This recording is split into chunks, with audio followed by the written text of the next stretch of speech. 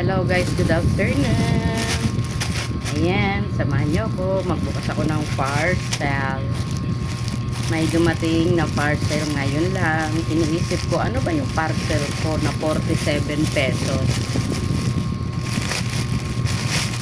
Hindi ko maalala to. Ayan, ay mask. Oo nga pala, nag-order nga pala ako ng mask. Ayan yung mask. Kasi sabi, kung ano-anong hala, ay bakit pambata?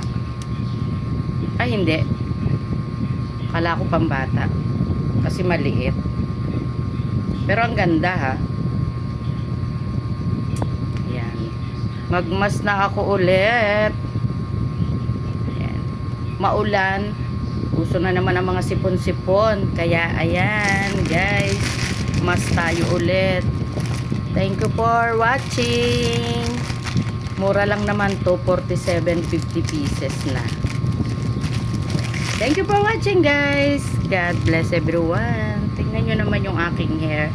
Kasi bagong paligo lang ako. Thank you. Bye-bye.